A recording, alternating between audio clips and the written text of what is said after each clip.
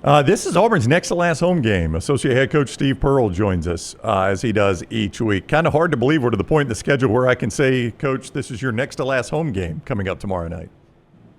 Yeah, it kind of sneaks up on you every year, only having 4 games left in the regular season. But that's just kind of the nature of what we do. But it feels like it's been the longest year of my life, but it's also flown by as well. So it's kind of crazy. Yeah, any year you have a baby in is going to feel like the longest year of your life. I've done it twice. You're like, I don't even know. Yeah. I don't even know if my baby's been alive 6 months or 6 weeks. But I've lost all track of time.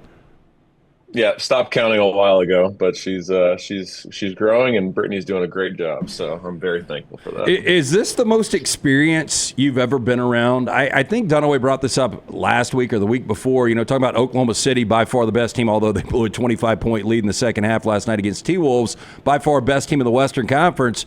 But I think in years, are they the same? Or is OKC's 24.1 year average age, and Auburn, I think, is 23.5. Yeah. So you guys are, OKC. yeah, the roster is within a year of what you got with OKC. I mean, people want to keep talking about the age of our team. I think we're like the 5th oldest team in the SEC. So, we're not that old. We're 25th in the country in D1 experience. So people want to keep making a big deal of it. We're not that old. But is that a bad thing? Because Stephen, I remember that's the landscape of college basketball now. But you remember when those MAC teams and the non-power Butler, George Mason. But they did it with all that experience. Everybody's like, "Damn, they've been together for 3 or 4 years. That's why they're so good when it comes to the tournament time." Yeah, I think obviously being able to keep guys like Janai and Chad and Denver and Shaney and Chris Moore and Dylan Carwell.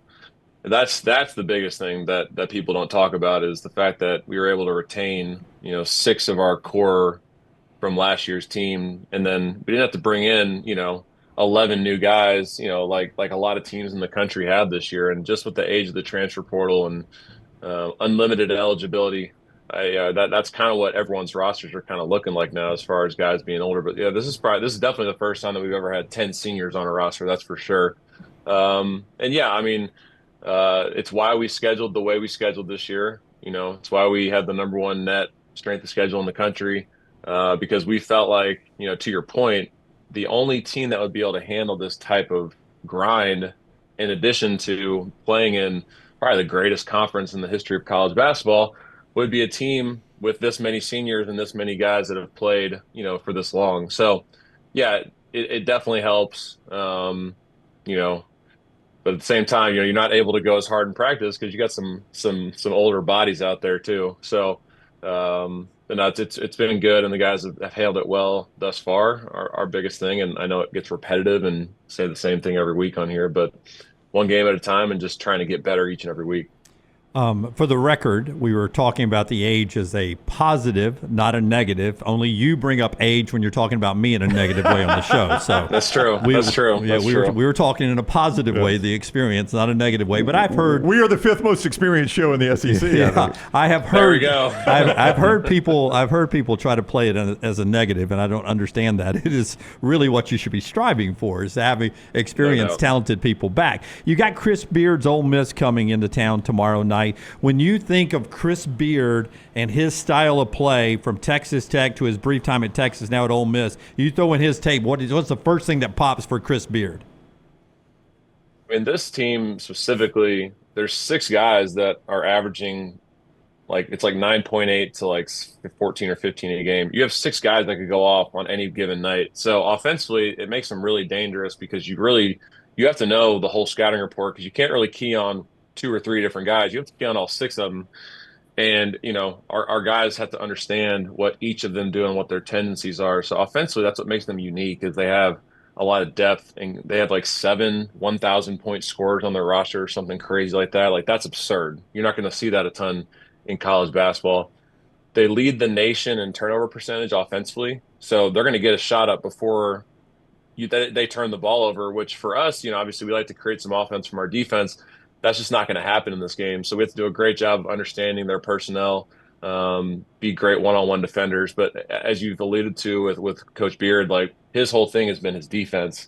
And that's one of the things that, makes them so unique is their ability to turn teams over, their ability to block shots, create steals. But in addition to that, they do such a good job of creating or of turning offense in from their defense. So they'll turn you over. And we've told our guys, like, if we turn the ball over, or we play off 1 foot and bodies are on the floor, it's going to be points on the other end. So we have to value possessions. We can't let them speed us up. And we've seen what they're capable of. They're the only other team besides us to go into Alabama and get that win. That's such a hard place to go get a win, and they were able to do it. And that just speaks to how good they are. And I honestly think that they may be better away from home than they are at home this year, just looking at some of the games they've won. They went to Louisville, a team that's in the top 20 now, and beat them by 23 points. They won at Alabama.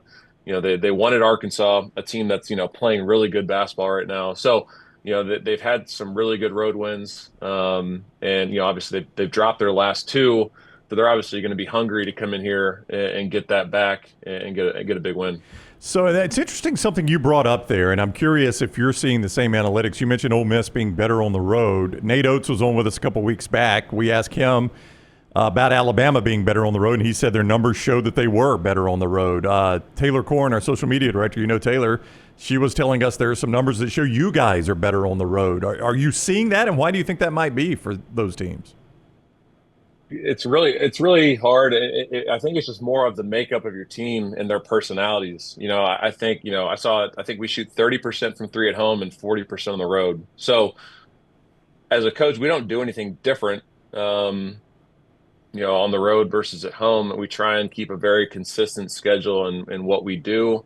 But, I think with the DNA and the makeup of our team, I think some of our guys just like playing that role on the road and obviously love hostile environments. And, I think that's something that they've kind of thrived off all year.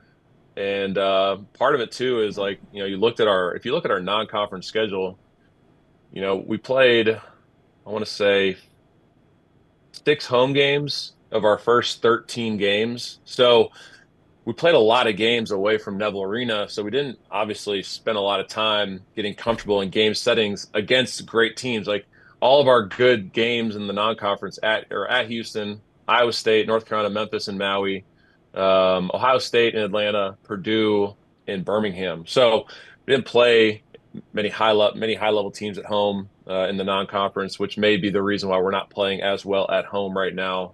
But obviously, we got to figure it out because we have a really good Ole Miss team who's like a 5 seed in the NCAA tournament. And then you obviously, later in the year, you have Alabama coming in here, who's obviously one of the best teams in the country. Well, that Ole Miss team you guys beat by double digits on the road earlier this year, and you hit 14 threes. Is that a high for you guys this year, the 14 threes? And when you're 14 of 28, is it something you're seeing with their perimeter defense, or were you guys just hot that day?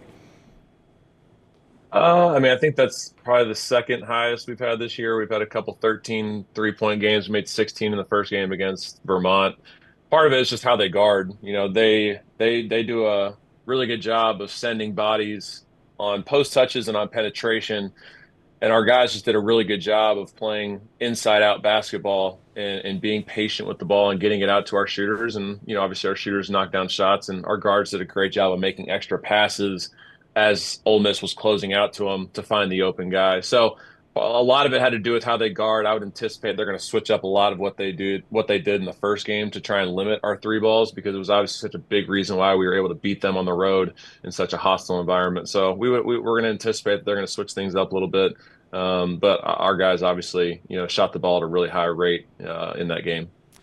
Offensively, the Arkansas win and the Georgia win, it just didn't seem as smooth for you guys as it has at other times this year, like in Tuscaloosa. Was part of that just the desperation of the other two teams? And how did the guys fight through that? How did you like the way they responded to having to sort of grind out, still some impressive wins, but sort of having to grind in those games?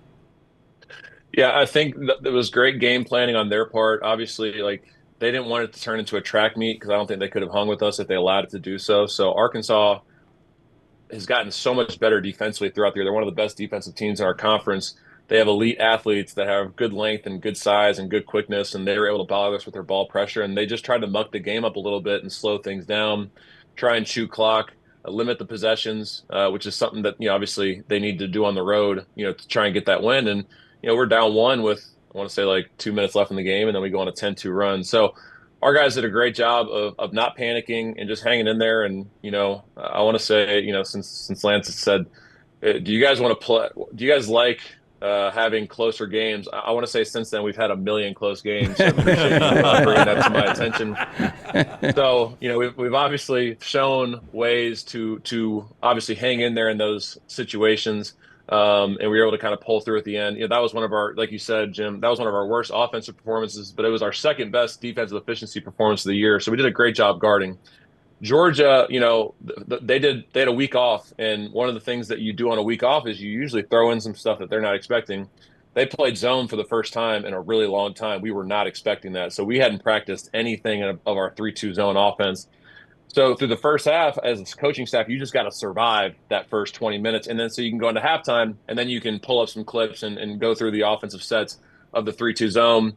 And, in the second half, I want to say against the zone, we were like 1.45 points per possession offensively. And we finished at 1.21 for the game, which, is like one of our third best of the year based on the possessions that we had. So they did a really good job of their game planning to try and obviously slow us down. We didn't do a very good job of guarding in the second half. But, I think, like you said, teams are desperate right now. Those are two teams that are on the bubble, and a win against Auburn locks them into the tournament. So, every game at this point for our opponents, it's either going to help get them, solidify them in the tournament, or it's going to move them a seed line. If Ole Miss is able to beat us tomorrow, that moves them from a 6 or a 5 seed to a 4 or a 5 seed. So every game's got a ton of importance based on this game. So obviously we're going to get every team's best shot. All right, he is Stephen Pearl, the associate head coach of the Auburn Tigers. They play Ole Miss tomorrow night down at Neville Arena. Your next to last chance to see a home game there on the Plains. Coach, thank you very much for the time. Good luck tomorrow night. Appreciate you guys. All right, buddy. Take care. That is Stephen Pearl with us on the JohnstonRVCenter.com hotline.